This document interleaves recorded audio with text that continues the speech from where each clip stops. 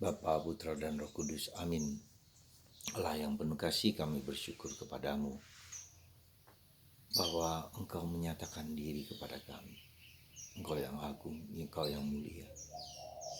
Tapi Engkau berkenan mengungkapkan siapa dirimu lewat Putra Yesus, lewat Sang Sabda menjadi manusia. Dan itu dilihat bukan hanya untuk kami yang percaya, tapi juga untuk orang-orang kafir. 3 raja dari asing yang datang untuk menyembah dan sujud dan membawa emas, dupa, dan wangi-wangian. Bantu kami untuk bisa melihat Engkau sehari-hari dalam apapun yang sedang kami jalani. Terpujilah namamu kini dan sepanjang segala masa. Amin. Para saudara terkasih, pada akhir masa Natal ini kita diingatkan akan 3 hal penting pada hari raya penampakan Tuhan. Jadi pertama adalah 3 raja atau 3 sarjana, seorang pandai, orang bijaksana dari Afrika, dari Asia, dan dari Eropa. Jadi perwakilan 3 orang ini adalah orang kafir dari negara-negara lain, dari bangsa-bangsa lain. Itu yang pertama. Yang kedua adalah tentang perubahan air menjadi anggur dalam perkawinan di Kana, yang melukiskan tentang Allah menyatakan dirinya lewat putranya Yesus, dan itu dilihat.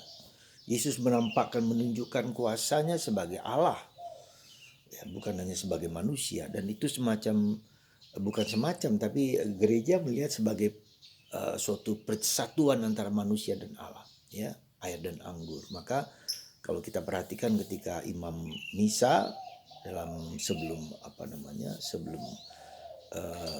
doa syukur agung, di mana Yesus mengubah air dicurahkan ke dalam anggur, ya, keilahian dan kemanusiaan Yesus, ya. Itu yang kedua. Yang ketiga adalah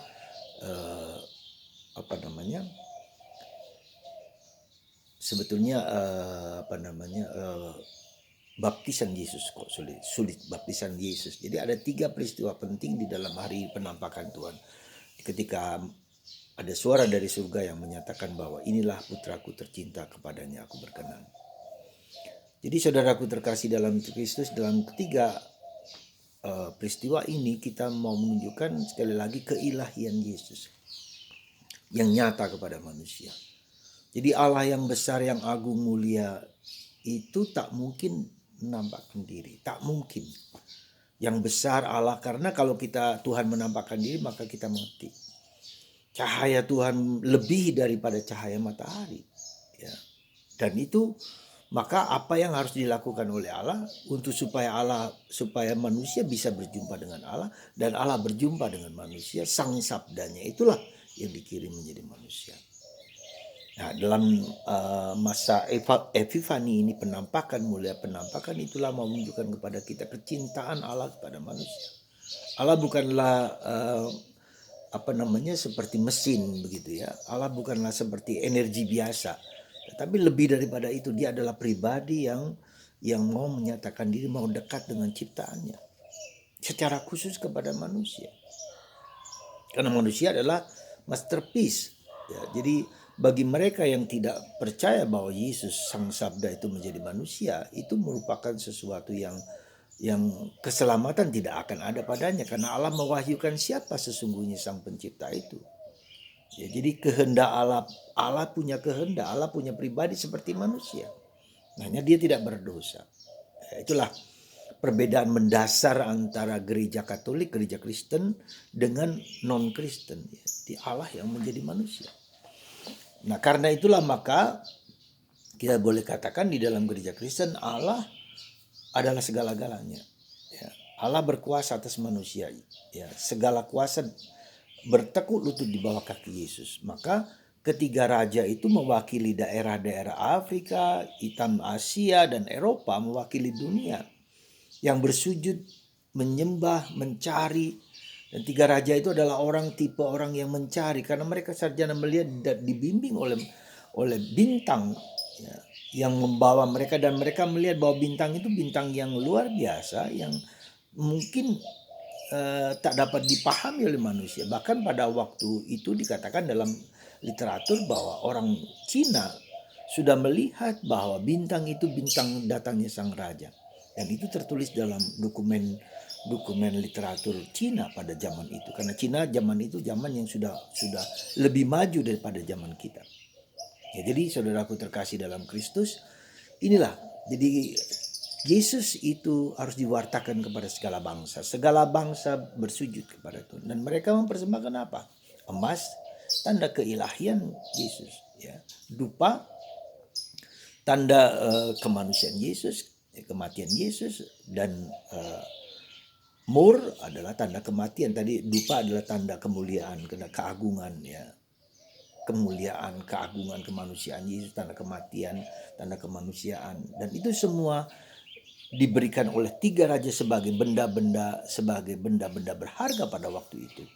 Jadi sekali lagi sebagai benda berharga pada waktu itu, dan itu merupakan suatu ungkapan siapa yang disembah itu. Nah, dengan kata lain, sekarang ini seluruh bangsa harus sebetulnya sujud menyembah Yesus. Menyembah satu-satunya yang berasal dari Allah diberikan kepada manusia. Nah, saudaraku terkasih dalam Kristus, itulah artinya hari penampakan Tuhan. Dan kita memiliki kewajiban, memiliki tanggung jawab untuk menyatakan bahwa iman kita akan Yesus itu harus diwartakan kepada segala bangsa. Diwartakan kepada semua orang. Entah mereka terima atau tidak terima. Tanggung jawab kita untuk memberikan itu kepada semua orang supaya mereka mendapatkan keselamatan. Karena keselamatan itu dari Tuhan, bukan dari manusia, bukan dari usaha manusia.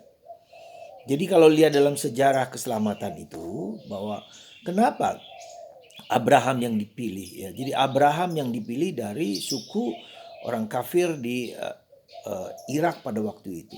Nah, pada waktu itu ada juga banyak orang Batak, orang Jawa, orang Flores, orang Afrika, orang suku-suku Adut, banyak dari jutaan suku itu satu yang dipilih, yaitu Abraham sampai dengan Yesus Kristus. Untuk apa? Untuk menyatakan, Allah memiliki rencana untuk menyatakan dirinya, siapa dirinya yang sesungguhnya itu kepada kita. Dan butuh waktu yang panjang sampai kepada Kristus. Dan sampai sekarang pada kita. Jadi sejarah keselamatan itu menunjukkan, merevelasikan siapa sebetulnya Allah itu kepada kita manusia. Dan mengajak semua orang untuk percaya kepada karya keselamatan itu.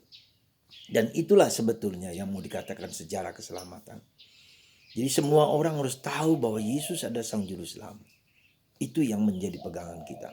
Nah, apa artinya itu bagi kita? Anda semua yakin gak bahwa Yesus Juru Selamat? Yakin gak bahwa kita mempunyai Tuhan yang mengatasi segala sesuatu? Yakin gak? Itu Tuhan, bukan manusia.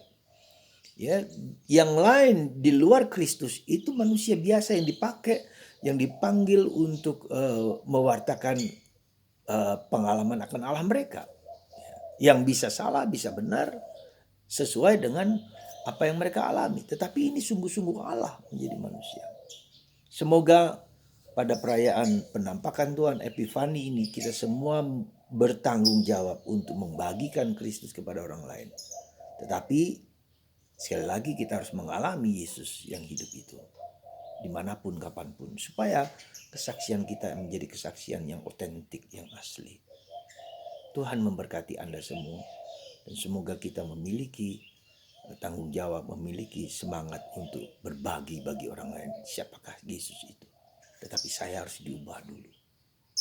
Kalau kita tidak diubah, kita tidak akan bisa mewartakan Kristus dengan baik kepada orang lain. Siapa yang percaya akan Yesus kalau saya tidak mengalami Yesus? Semoga Anda dan saya mengimani Yesus sebagai Tuhan, penebus, penyelamat kita.